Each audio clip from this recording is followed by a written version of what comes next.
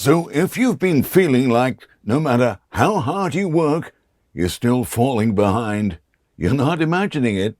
There are real systemic reasons why it's getting harder for regular people to get ahead in this country. Here are 15 reasons why everyone is getting poor in America. Number one, they're selling us poor people food. We have to start with the biggest scandal of the week. A brand that built its reputation on being reliable just admitted that they have been serving us fake food. We have shit for poor people. Who buys our shit? I don't buy every products barely anymore. It's not healthy. Now that I know what the in it, even in a can of soup, I look at it, look at meat, bioengineered meat. I don't want to eat a piece of chicken that came from a 3D printer. You? Campbell's Soup Vice President just said that their soups have 3D printed meat in them. They're feeding you fake meat because you're poor. You're out here thinking that life is normal. Meanwhile, we have multi-billion-dollar food companies 3D printing chicken and calling it dinner. And that's because they know most people cannot afford real food anymore. And if you think that's by accident, nah, that's strategy and it's part of the plan. They're keeping you just healthy enough to survive, but sick enough to keep you dependent on pills and bullshit band-aids. Big food makes you sick. Big pharma keeps you sick. Big government keeps you broke. It's the perfect fucking system. And here's the part that nobody wants to hear. If you stay broke, you're in their trap forever. No real food, no real health, no real freedom. There's no respect for consumers anymore. They're cutting every corner possible, and we're the ones eating the consequences. Literally. And that leads us to the next problem. Number two, grocery prices just hit another record high, but corporations already found another excuse to push them even higher. Even though they're selling us lower quality food, prices are still climbing up. Check out this new data. Hey, breaking news. U.S. grocery prices are at a record high. And for a family of four, it's averaging about $1,000 for groceries. That's insane. But for a lot of families, that number was already their reality. I want to do a quick poll. I got to see something. How much are you paying for groceries? Like, how much are you paying monthly for groceries, and like how many people are you paying for groceries for? We are literally spending over $1,000 a month on groceries for our family of five. My husband texted me yesterday when he was doing the groceries, and he was like, this can't be normal. We are literally spending over $1,000 a month on freaking groceries, and we buy off-brand. But like over $1,000 a month on groceries is insane. So I gotta know, how many people are you paying for groceries, and how much do you spend a month? Because groceries are freaking expensive. And if you thought it couldn't get worse, think again. Corporate executives already have a new excuse to raise prices even more. This is breaking news. Grocery prices are about to jump again, and the reason is not what they're telling you. Everyone thinks it's inflation, but there's something else brewing.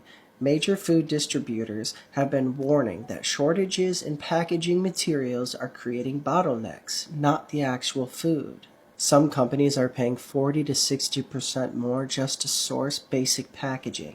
Several plants slowed production because they literally ran out of containers. Prices rise, consumers get blamed, but the real issue is a supply chain chokehold that nobody is fixing. They're about to pass the cost straight to your cart. Drop a comment if you've already seen prices jumping in your area. Packaging shortages, that's the new one. It's always something, isn't it? But here's the real question. How are we supposed to afford any of this without decent jobs? So, number three, good, paying, middle-class jobs don't exist anymore. The jobs that used to build the all-important middle class have basically disappeared. Middle class has been stripped out of the labor market. A CEO used to make 20 times what a production worker makes, now it's 300 times. Doctor used to make 4 times what a nurse makes, now it's 8 times. Partner at a law firm used to make about 5 times what a legal secretary makes, now it's 40 times. Listen to this one. A bank CEO used to make 50 times what a bank teller makes, now it's 1,000 times. So what used to be the good, skilled, and mid-paid jobs have now been replaced by some low jobs and a very few high-up jobs. If we want to fix inequality, we have to fix work. A lot of people don't know about this, but they need to, and it needs to be talked about. Most jobs in the US that used to pay well and have people be middle class are now no longer that way. Most of them are paying people minimum wage now. One of them being trucking, but also a lot of other jobs too. In the trucking industry, people used to make over $100K a year doing that. But now with how high gas prices are and how little companies want to pay them, they're now making minimum wage, maybe $40K a year if they're lucky, 50 on the higher end for most of them. Not all of them, but most of them. And there's a lot of other jobs that do that now too. Mechanics, construction, people who do landscaping, people who do the trash. A whole lot of different jobs are now not paying people that much money anymore. Factories are another one. Factory workers used to actually make a good amount of money. Now they don't. Now it's minimum wage. And I was someone who worked 70-hour weeks in multiple factories, and guess what? Every year I made about maybe 35K. 40K if I was lucky, but that wasn't enough to make ends meet. I had to cut back on a lot of things in life just to survive, as a lot of people do now, even though they work hard, even though they put those hours in. But guess what? They're still not getting paid that much. Oh, you can work 70-hour weeks and still barely scrape by. That's not a personal failure. That's a broken system. And it's about to get worse. Number 4, mass layoffs are still happening. While wages stay low, companies are still cutting people left and right. Mass layoffs are happening as we speak. I've been warning people about this for a long time. These companies do not care about you. To them, you're a number, a line item, a cost to cut. Amazon has rolled out one of the biggest layoffs in its entire 30-year history. Tens of thousands of people lost their jobs. Microsoft has already let go of 25,000 alone this year. And guess what? The executives still get paid, the CEOs still get bonuses, the people at the top still sleep just fine. But the people punching a clock, the people holding everything together, they're the ones getting blindsided. And I'm telling you this as someone who's lived it. I spent 25 years in IT, on call 24/7, missed holidays, missed all my family events, worked myself into the ground. No warning, no security, no thank you, it's just done.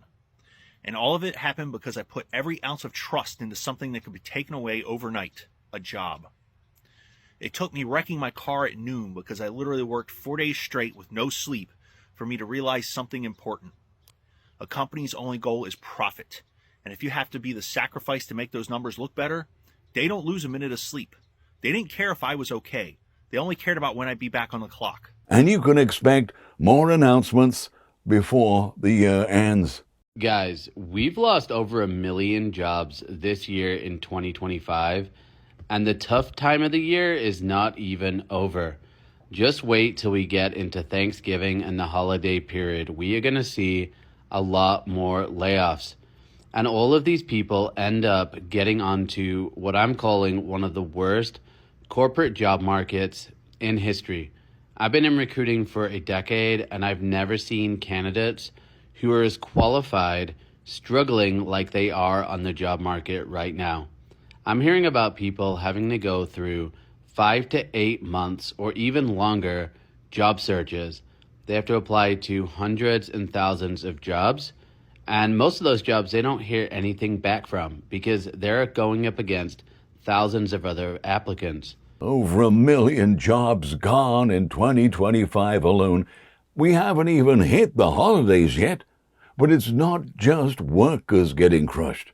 Number 5, greedy corporations are killing small businesses and making entire communities poorer. Now, these corporations don't just underpay workers, they can wipe out entire communities. New research has found that Walmart has made the communities that it operates in poorer, even considering the very low prices that the company offers. And the psychology behind this reveals that we have been thinking about the economics of these companies all wrong.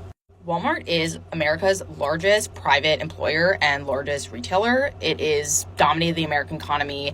Its business model really embodies a core economic belief that has shaped policy for decades, that low consumer prices matter more than high wages and employment levels. But two really groundbreaking studies came out, and the Atlantic article details them. They found that the cost that Walmart imposes, like lower earnings and higher unemployment rates across the community, actually outweighs the savings that it provides shoppers. On net, Walmart makes these communities poorer than if it had never arrived. And they can steal from small businesses with zero consequences. Look at this. So many of you have tagged me in this TikTok. And this is what I can tell you because anybody who buys on Amazon or sells on Amazon should know this. This is with a disclaimer that I don't know this creator, Christian, and I have not researched what he said. But this is what I can tell you about Amazon and sellers. So Christian, per the internet, lives in California and created a game called The Disparity Trap. He actually raised $26,000 in a Kickstarter to build out this game. He sells it on Amazon.com. And he is saying that his seller account on Amazon was suspended. And at the same time, Amazon kept all of the units of the board game that they had in their warehouses and won't give it back to him. So Christian's not able to access the funds that are in his seller account, which is tens of thousands of dollars, nor is he able to get back the inventory that he paid for to send to Amazon for Amazon to sell it, which he says totals $100,000. For 99.9% of Americans, you lose $100,000 for your small business, for yourself, like you're out of business. And Christian says he's going to have to file for bankruptcy. What people don't understand when they sell on Amazon or buy on Amazon is that Amazon can do this, and they do it every single day. Amazon has very opaque policies as to why they suspend seller accounts. And when they do, from what I understand, it's basically impossible to even get to a human to figure out how to appeal your suspension. It is wild to me that when Amazon does this, they keep your shit. Like, imagine if you kept your money at a bank, and the bank is like, we don't want you as a client anymore. You can't bank here, but we're keeping your money. No, obviously, no, that would not, no. So how can Amazon do it? $100,000 gone, and there's nothing he can do. Meanwhile, young people are realizing the path they were promised was a trap all along. Number 6, people are realizing that getting a degree in paying student loans is a scam. We were told college was the answer. Turns out, it might be part of the problem. Student loans are a scam. If you want to know why, we were going over my wife's student loans last night. Her monthly payments are $899. The loan term's 10 years. No deferment, no open market adjustments, no anything. Over 10 years at $899 a month, we will pay back a little over $100,000. What's really messed up about that is she went to tech school. She's a nurse. We only borrowed $17,000. They want us to pay $92,000, $93,000 in interest on a $17,000 loan. You know how fucked up that is? If you went and bought a used 2014 Honda Civic for $17,000 and the bank told you at the end of 10 years, 5 years, you'd have to pay them $100,000, you'd look at them like they were high off fentanyl. But for some reason, student loans, it's normal. I'm not saying they all need to be forgiven, but it just needs to be structured better, because at 18 years old, you're signing 80%, 90% markup on a small loan just to get an education that's pushed on you. It's a scam. Let me know if you think this is a scam. You take out a loan to give me $100,000, right? And I'll guarantee you that in 4 years, I will give you a job that pays $50,000 a year. And you'll be owing me at least $1,000 a month in payments for the next 30 years. Until you pay me back, you are never going to get ahead, and the career I put you in is going to be really hard to grow in. I mean, you're pretty much going to be living paycheck to paycheck until that loan is paid back, but hey, at least you got a good education. If this was a serious business proposal, you would never do it, and you would call this a scam. So why don't we say the same thing about college? I get it, some people do need to get degrees in order to do very specific jobs, like be a doctor, a lawyer. But for 97% of the other students, these banks are taking advantage of 18-year-olds and putting them in financial jail. And And a lot of these loans don't have locked-in rates, so someone could be paying 15% of an interest rate on their loan. So when the market fluctuates, the interest can increase. When my husband signed his student loan with the government, it was a variable rate, so it's at 6%, and now it's double, it's at 12%. And that's why student loans are a scam. Colleges don't care about you.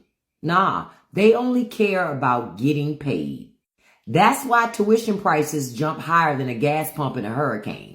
That's why they let you borrow however much money you want, no matter your major, even if they know you'll never be able to earn enough money to pay that money back. Because once you sign the loan, that is their money, the college's money. Whether you succeed or crash and burn is not their problem. Meanwhile, student loan companies make billions of dollars in interest alone. It's not about education. It's about making you to stay paying on that thing until retirement. Signing your financial future away at 18 years old for a promise that doesn't hold up anymore. And even without student debt, people still can't keep up. Number 7, millions of families are going into debt just to make ends meet. This isn't about overspending. This is survival. I just need somebody else to tell me that they're living paycheck to paycheck and putting themselves into credit card debt out of necessity, not because of fun. I am 28 years old. I work a decent paying job. I love my job. I make good income. We have no kids, me and my fiance, and we're still barely scraping by. Our bills are paid, but we can't save any money. We can't go on vacation.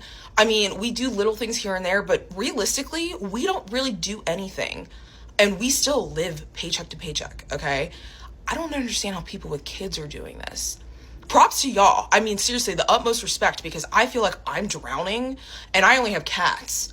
Any money that we're able to save ends up getting spent on the car, or the cat has to go to the vet, or one of us has a medical emergency. Like, it's just gone. It's gone. I don't understand. We don't live beyond our means. Are we all just collectively putting ourselves into debt because I don't know what else to do? Here's the real question. If millions of families are going into debt just to eat, what does that say about the true health of the U.S. economy? A new survey shows that about a quarter of Americans are using buy now, pay later apps like Klarna, Affirm, and Afterpay just to buy groceries. We are not talking about sneakers and vacations. We're talking about milk, eggs, and pasta on a payment plan. And that number is climbing fast, which means more and more people literally can't afford food up front anymore. Let's be honest, Wall Street might look fine, but Main Street is starving. Call me crazy, but I would love to live in a society where moms don't have to worry about feeding their children, where dads don't have to work 10 jobs to make sure that Eggos can go in the toaster in the morning. That would be my ideal society, but I know I'm a little crazy. Using payment plans for groceries, that tells you everything about where we're at. And a huge chunk of that money, it all goes straight to rent. So number 8, Americans pay most of their income on rent. The numbers here are absolutely brutal. Federal poverty rate for a family of 3 is $25,800. The average one-bedroom rent in the United States is about $19,488 a year. That's right, you have to spend over 75% of your gross income on rent alone to share a bedroom with your child. You may have heard that we're supposed to spend 30% of our gross income on housing and no more.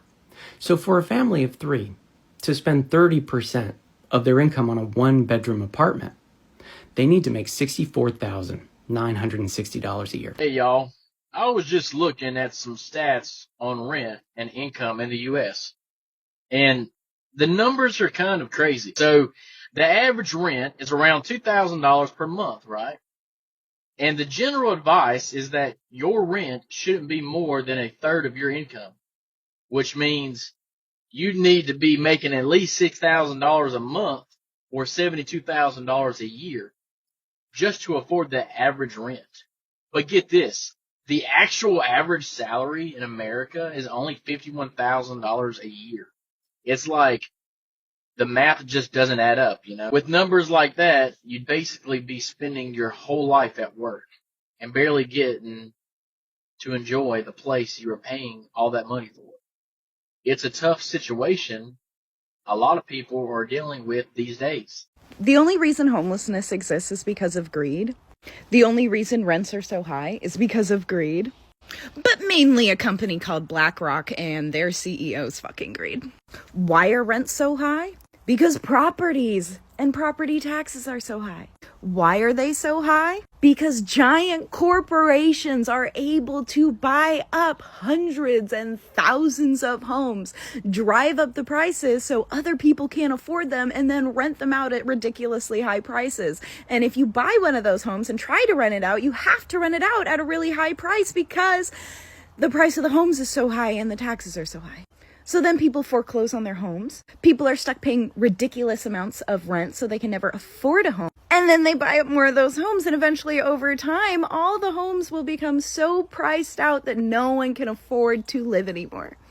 Creating a system where we're all basically just medieval serfs paying our landlord all the money that we make. That's essentially just slavery with extra steps on a mass scale. When corporations buy up all the housing, regular people become permanent renters. And buying, that's a whole other nightmare. Number 9, most people will never be able to buy a house because of the prices. Home ownership used to be the goal. Now it feels impossible. Does anyone else get scared that they will never be able to buy a home because of these prices? The prices are outrageous, and I don't even know how people afford homes. It literally keeps me up at night. It's more frustrating today than it ever has been in history because the ratio between someone's income and the average home price today is the greatest spread that we've ever seen. And so your frustration is granted and warranted. The only problem is that real estate will continue to escalate and increase, on average about 6% a year, because our inflation's not going down, our cost of materials aren't going down. And so I remember being just as frustrated, but not in as difficult a situation as you are, trying to afford my first house. And then I remember trying to get into my second house, and my payment was 4 times the amount as my first house. If I hear one more person ask why millennials aren't buying houses, let me tell you why millennials aren't buying houses. Because me and my fiance qualify to rent a house where the rent is $2,000 a month. We pay $2,000 a month consistently, one time, without fail. But a bank will tell us that we don't qualify to buy a house, that the mortgage is $1,500. And then a country that is trillions of dollars in debt will have the nerve to tell me that my credit score isn't good enough to buy said house. Not to mention that same house that our parents or grandparents paid $180,000 to $200,000 for, yeah, that's now a $400,000 to $500,000 house. And in a world where it's impossible to save money because we literally have to use every dime of every paycheck that we make currently in our current living situation just to survive, no one has $50,000 to put down on a house. So in a world where we would love to own a home with a $1,500 mortgage, we're forced to rent a house for $2,000 because, again, a bank's going to tell me I can't afford the $1,500 mortgage. Make it fucking make sense. You can afford rent, but not a mortgage that costs less. Does that make sense? And while you're struggling to keep the lights on, number 10, utility bills are rising because you're paying for the energy at AI data centers. This one is absolutely infuriating. A $500 power bill in Birmingham, Alabama for a 1-bed, 1-bath apartment is a reality that hundreds of you spoke about over the last month, and you need to listen up. As if power companies weren't screwing people over enough already, now we're footing the massive bill for these data centers that are fueling AI content like those Stephen Hawking skateboarding videos that are popping up on this app. Bessemer, Alabama is getting the biggest data center in the entire country. Huntsville, Alabama already has one, and Montgomery, Alabama is next up on Meta's list, where they're currently building a massive center as we speak. And you might be asking yourself about the deal that Meta struck with the state. Well, get this, the Public Service Commission is raising utility prices across the entire state of Alabama. A multi-trillion-dollar corporation gets a sweetheart deal while working families get higher utility prices. They already profit off of our data, and now they're going to be profiting off of our higher power bills. This affects everything from your pocketbook to the quality of the air that you breathe and water that you drink. This is serious. It's outrageous that families in a state like Alabama, where the median individual income sits around $33,000 a year, are paying more each month so big tech can keep their lights on. Over 15,000 people were cut off from their electricity in Missouri over the past month due to unaffordable power bills. Prices are only expected to get higher due to data centers. Ameren, the main electric utility for the eastern half of the state, just released its disconnection report for September. It showed that nearly 200,000 people are behind on paying their bills. Prices are only expected to get more unaffordable soon as more power-hungry data centers move to the state. Utility companies like Ameren say that they'll have to build multiple power plants to meet the energy demand that data centers pose, and residents will likely be forced to pay for it. A recently passed state law says that utility companies can charge residents for under-construction power plants before they're even up and running. That means residents will be paying higher bills one way or another if data centers do come to Missouri. Trillion-dollar companies get sweetheart deals while families get their power shut off. And speaking of things you can't afford anymore, number 11. Car prices are completely out of control. Cars used to be how working people got to work. Now, they're a luxury item. Hey, let me ask you guys this. Who the hell can afford a new car these days? I mean, I drive by these lots all day, every day, and there's never anybody there, and they're always loaded with cars. I went in one day, I looked at a couple of trucks, and I'm talking like $100,000. $100,000 for a truck?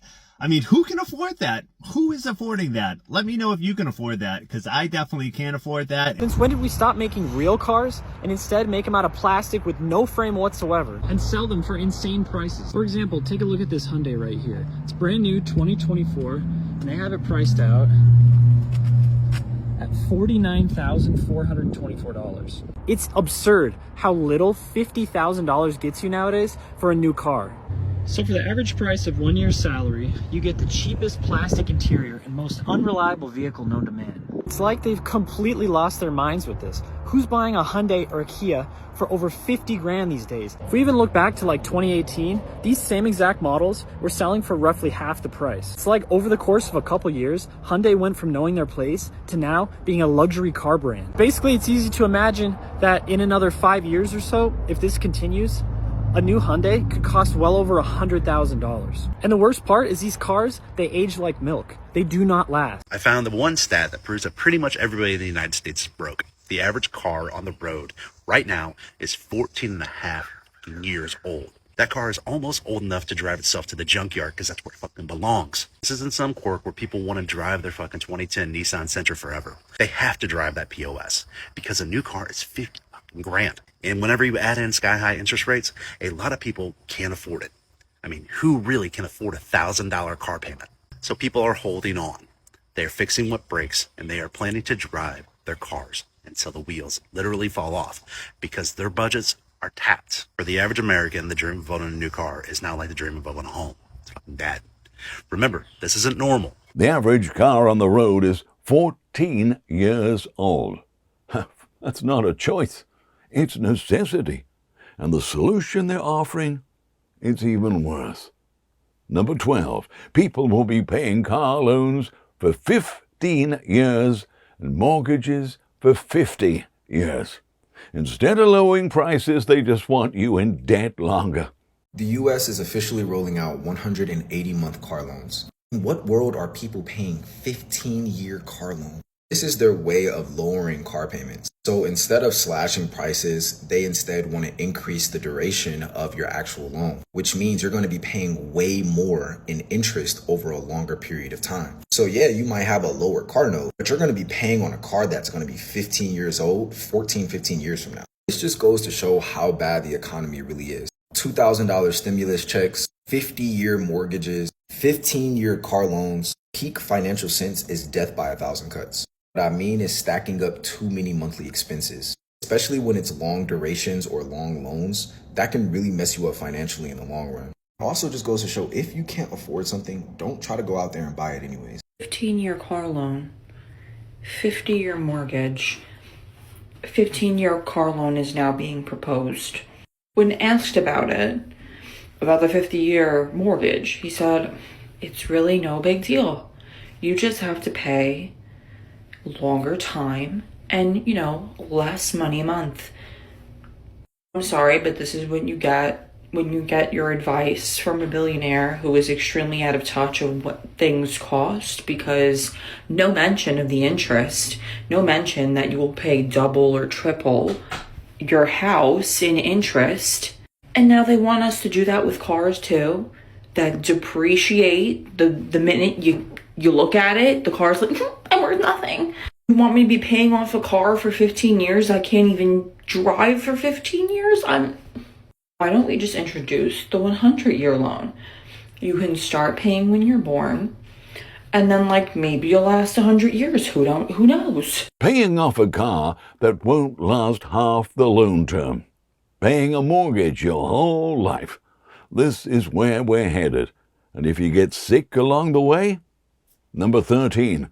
Healthcare costs are financially draining many households, and healthcare in America can bankrupt you, even with insurance. My health insurance is increasing from $417 a month to $1,002 a month if I want to keep the same doctors, have similar deductibles, and the same copays. Here's my old health insurance: $40 copays, $80 specialist visits, $417 a month. Here's what I'm looking at now for the same copays, deductibles, and my doctors covered: $1,002 a month. After turning 26 and having to get off my parents' healthcare plan, I finally had found new doctors and a new therapist. But in America, you don't get to choose your own doctors. Your healthcare plan does. And after my previous healthcare kicked off 1 million people, I'm now having to decide between paying an additional $585 a month to keep my same doctors or abandon the care team I just built and find a cheaper plan.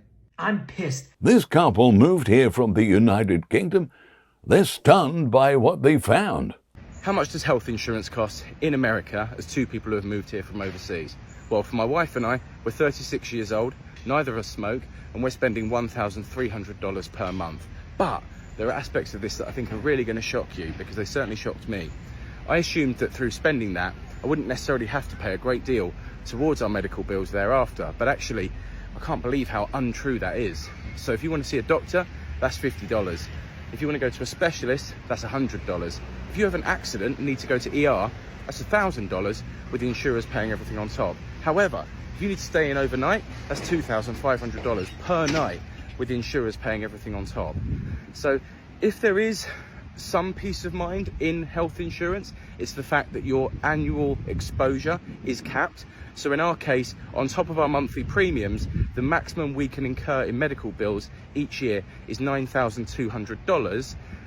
Beyond that point, the insurers pay everything. So I suppose at least you have some peace of mind that you're not going to completely bankrupt yourself, hopefully. But I was really surprised by quite how much you still have to pay for your own medical bills in spite of paying this high monthly fees.